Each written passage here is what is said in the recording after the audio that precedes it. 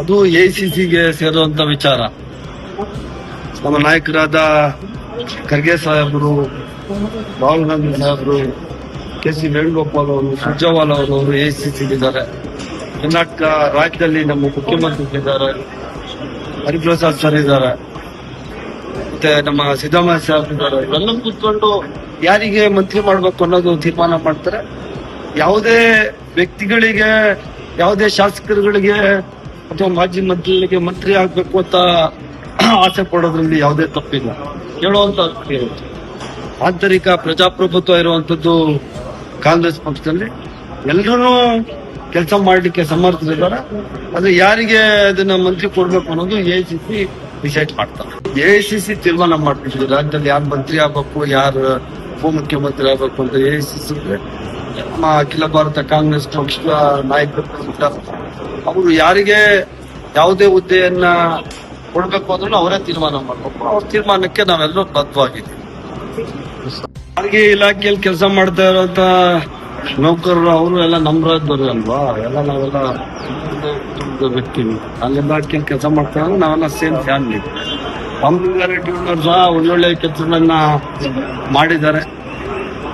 ಅದರಿಂದ ಸಮರ್ಥವಾಗಿ ಅಲ್ಲಿರುವಂತಹ ಸಮಸ್ಯೆಗಳನ್ನ ಪರಿಹಾರ ಮಾಡ್ಲಿಕ್ಕೆ ನಾವು ಪ್ರಾಮಾಣಿಕ ಪ್ರಯತ್ನ ಮಾಡ್ತೇವೆ.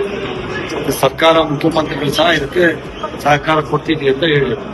ತಮ್ಗೆ ನಗರಾಭಿವೃದ್ಧಿ ಇಲಾಖೆ ಖಾತೆ ಕೊಟ್ಟಿದ್ರೆ ಹಿಂದೆ ನಿಮ್ಗೆ ಸಾರಿಗೆ ಇಲಾಖೆ ಕೊಟ್ಟಿರೋದು ನಿಮ್ಗೆ ಬೇಸರ ಇಲ್ವಾ? ನನಗೆ ಯಾಕೆ ಬೇಸರ? ಸಾರಿಗೆ ಇಲಾಖೆ ಆಗ್ಲಿ, ಅರ್ಬನ್ ಡೆವಲಪ್ಮೆಂಟ್ ಇಲಾಖೆ ಆಗ್ಲಿ, ಯಾವುದೇ ಇಲಾಖೆ ಕೊಟ್ಟರೂ ಸಹ ಅತ್ಯಂತ ಖುಷಿಯಾಗಿ ನಾನು ಕೆಲಸವನ್ನ ಮಾಡಲಿಕ್ಕೆ ಬಯಸ್ತೇನೆ. ಮತ್ತು ಎಐಸಿಸಿ,